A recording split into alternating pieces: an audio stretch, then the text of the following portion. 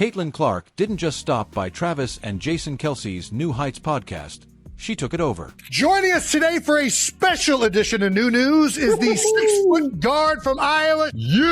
She's the all-time leading scorer in NCAA history, the first overall pick in the 2024 WNBA draft. She's a two-time WNBA All-Star, 2024 WNBA Rookie of the Year, the 2024 Time Magazine Athlete of the Year, and she is the first and now last guest of New Heights in the 2025 season. In one of her most revealing conversations yet, Caitlin Clark sits down on New Heights and opens up about everything fans have been waiting to hear. The truth behind her signature shoe, what it was really like coming back after a season derailed by injuries, how Team USA fits into her future, and why this next chapter of her career feels different. It's honest, it's funny, and at times it's surprisingly raw. This isn't just another athlete interview. It's Caitlin Clark pulling back the curtain. And once you hear what she shares, you'll understand why this conversation had everyone talking. Stick around because Caitlin will make a big announcement about her upcoming shoe. Are you excited for Caitlin's signature shoe? Let us know down in the comments below. Let's go! 92%ers, please welcome back to the show, Caitlin Clark! I'm back. I'm honored you guys brought me back on. I must have not have been too bad the first time, I guess. Permanent invite. For Caitlin Clark, the Nike moment didn't arrive overnight. It was years in the making. When the conversation turns to her new campaign, she makes it clear this wasn't about a flashy ad or a quick headline. This was the start of something much bigger, a signal that her relationship with Nike is entering a new chapter, one that stretches far beyond a single commercial and into a long-term vision. As she explains it, this rollout isn't the finish line.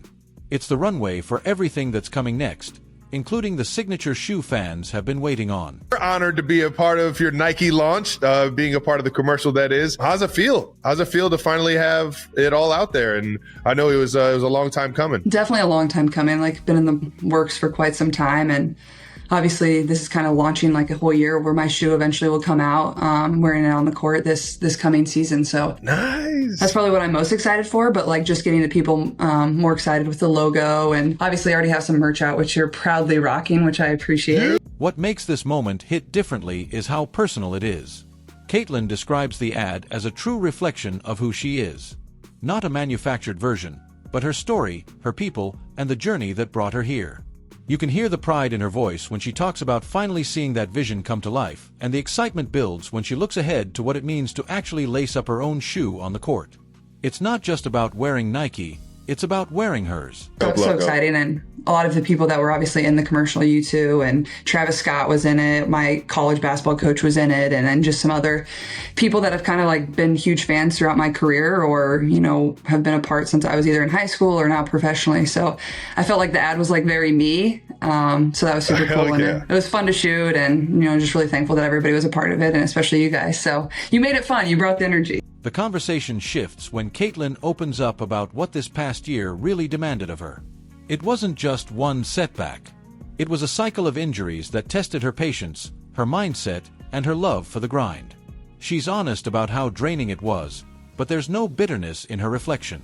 Instead, there's clarity, a recognition that frustration is part of the journey, and that growth sometimes comes from being forced to slow down when all you want to do is play. We talk back on the basketball court a little bit? Let's get into it. So back on the court, Team USA practice, how you feeling? It was fun, obviously, to get back out there. It had been a minute. So, like, it was just obviously a long and, like, tough year of reoccurring injuries. And, like, you guys know how that goes. Like, when you get one nagging thing, it kind of leads to another. So it wasn't obviously how I envisioned it. And it stunk, but, like, we still kind of found a way. Like, our team, like, we had like 6 of our players go down with injuries. It was unreal. And we still had a great year, made it to the semifinals. And yeah, we were like a game away from the finals. And so that was pretty impressive considering kind of what we went through. What grounds her perspective is the bigger picture. Caitlin points to what the Indiana Fever endured together. A season where bodies dropped, rotations shifted, and adversity never let up. And yet they kept going. They stayed competitive. They stayed connected. When she talks about being just one game away from the finals, it reframes everything. The injuries didn't define the season. The resilience did.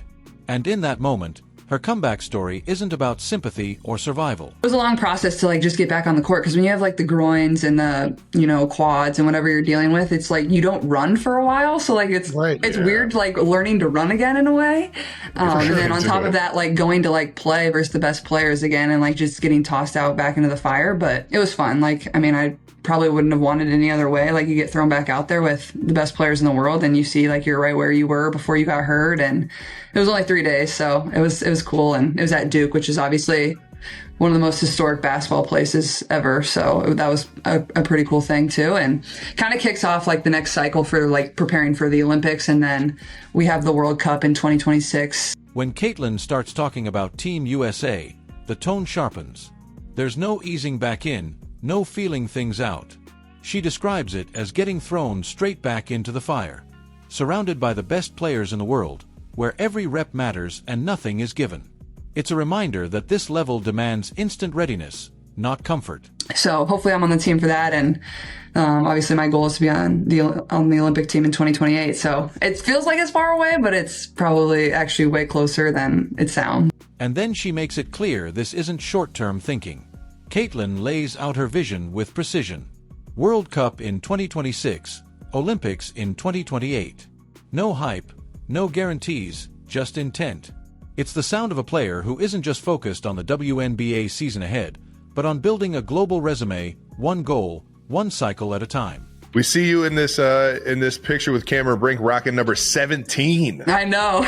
Where'd the 1-7 come? Was that just a jersey I didn't get to pick, but I was about to say for these practices they kind of just hand you over. 17's not the best number ever. I wouldn't have picked that. Then Caitlin goes on to explain how the infamous number 17 came about. The players that like have been on the national team prior get to continue wearing their jersey, like that practice number jersey or their jersey, obviously until like they're done playing on the Olympic team or whatever happens for the next Olympics. And then all us newcomers, there was a lot of young people at that camp. We just get assigned a random number. I guess I got 17. Nobody asked me, but it was fine. All right, so are you just stuck in 17 now in perpetuity though? Do you get to change it maybe in the future? So if I eventually make the team, it's weird, like, because international basketball, that you only, I think it's 4 through 15. Those are the only numbers. So you have a 4, 5, 6, 7, 8, 9, 10. What? Isn't that weird? Wow. Like you don't Is get to pick. that real? Yeah, well, at least for That's the United crazy. States. Yeah. I did not know that. And then she shared this cool story. I've played junior national teams in the past.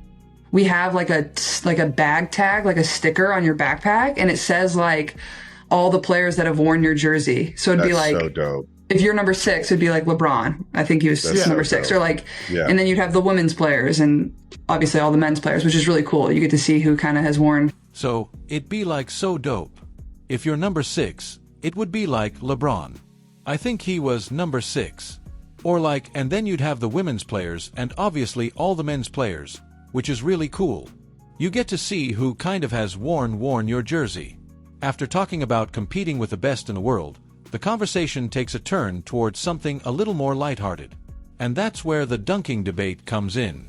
Caitlin breaks it down with a laugh, explaining why dunking isn't exactly on her resume, and why that's perfectly fine. As Jason Kelce jumps in with his usual chaos, the banter makes it clear. Dunking might look cool, but it's not the measuring stick for real hoopers. Do you feel more comfortable that I could maybe dunk in a few weeks or get better at shooting? In a few weeks? Oh, boy.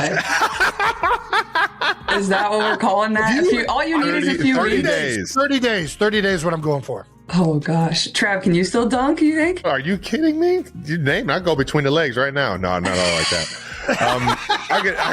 I can definitely dunk though. I'll have that in the bag till I'm at least like 50. I think. Jason, I told him he had to lose at least 20 pounds and get the technique down perfectly. I think you could do it though. I think you need to start with like a tennis ball. Then you get the tennis ball, you go to like a volleyball, then you go to a basketball. Okay. All right. Work your way up. Caitlin leans into the joke while still dropping knowledge. She explains that shooting is something anyone can actually learn, while dunking is mostly about genetics and timing. And once she starts talking about bad shooting habits, the tone shifts into full big sister mode in the best way. She jokes about how messed up people's form can get when no one fixes it early and how those habits stick with you way longer than you think. Don't ask me. I obviously don't dunk. Heck no. I could maybe like grab the rim, but like I'm not anywhere close to that. I just shoot threes and that's good. Shoot it from anywhere. How easy is it for somebody to learn how to shoot who can't shoot? Just hypothetically speaking, not for myself. Honestly, like, I feel like if you're willing to like learn, and like that's the problem I feel like with a lot of like young kids and like young basketball players, their form is like so jacked up, but like I feel like it's a pretty easy thing to pick up on like from a young age. So that's always what I tell like young kids, like make sure your form is always good, and then you like kind of work your way back. But that's what I would always say the most important. Then comes the classic dad story. Caitlin laughs about how she used to get annoyed growing up because her dad wouldn't let her just pull from the logo. While everyone else was impressed, he was focused on her mechanics, slowing her down, correcting her form, and refusing to let her chuck bad shots. At the time, she hated it.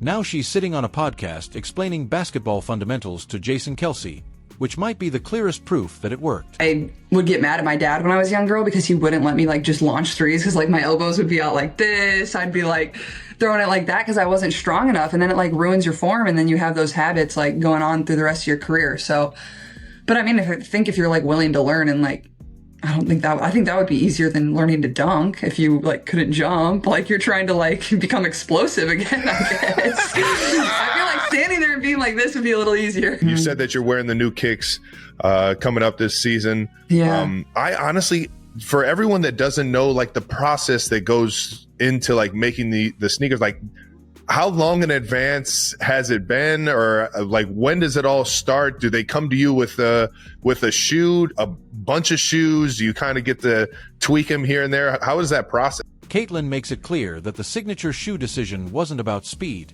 it was about substance. She reveals that Nike, Adidas, and Under Armour all came to the table with signature offers, but she wasn't interested in rushing something that would last her entire career. For her, Nike meant patience, precision, and getting it right the first time.